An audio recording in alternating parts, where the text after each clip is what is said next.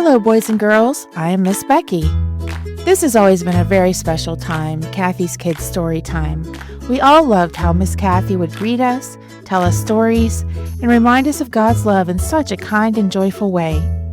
Even though she's no longer here with us, her love for you and for sharing stories will never be forgotten.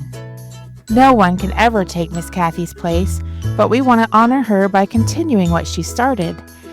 Each week I'll be here to share encouraging and uplifting stories with you, just the way Miss Kathy would have wanted us to.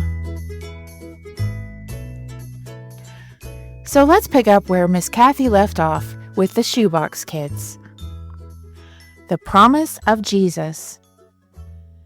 The new house for God that the Israelites built was more than just a church or a place to worship. It was also a way for God to teach His people that someone was coming to save them from sin. Only the priests went inside God's holy tent, sometimes called the Tabernacle. A fence made of curtains surrounded the holy tent, but the fence was not tall like the walls of the holy tent, so the people could see over it into the yard around the tent. There was a big altar made of brass in the yard. Moses taught the people how to come to God to ask for forgiveness when they sinned. They learned to take a lamb from their flock and bring it to the door of the tent.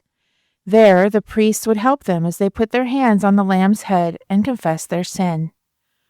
Then they had to kill the lamb. The priest took it away to be burned on the big brass altar. It was a terrible thing, but it taught the people how bad sin is, and it taught them that someone would have to die to pay for their sins. This is why Jesus is sometimes called the Lamb of God. He came to earth to die and pay for everyone's sins. There was also a big brass basin or sink in the courtyard. It was called a laver. The priests always washed their hands and feet here before they went into the holy tent. Inside the tent were the two rooms, the holy place and the most holy place. In the holy place there were 3 pieces of furniture, a table, a small altar, and a golden lampstand.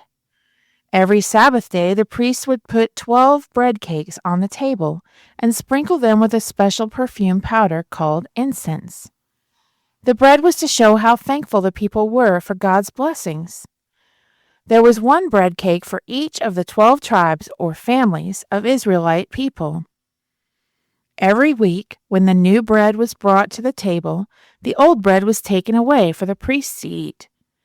The incense was burned on the small altar. The golden lampstand had 7 branches with a candle that burned on each one. At least 1 candle stayed lit all the time because these lights reminded the people of Jesus, who is sometimes called the light of the world. The small altar was right in front of the curtain that led to the most holy place. Every day during the morning and evening worship times, the priests put incense in the fire on this altar. It would burn with a cloud of smoke that rose up in the air. The smoke was to remind the people that their prayers always rose up to God also. God had started the fire that burned on this altar, and it never went out either. The Israelites could always smell the sweetness of the incense from this altar. They remembered that their prayers were heard by God.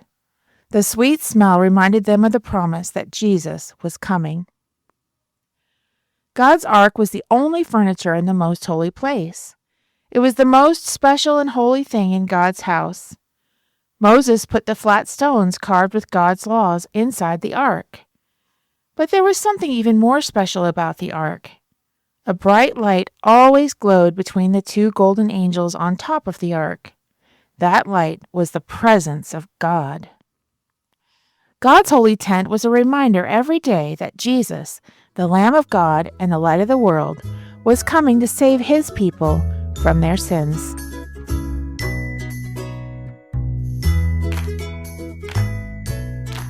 The story you have heard today is from the Shoebox Kids Bible Stories, written by Jerry D. Thomas and used with permission from the Pacific Press Publishing Association.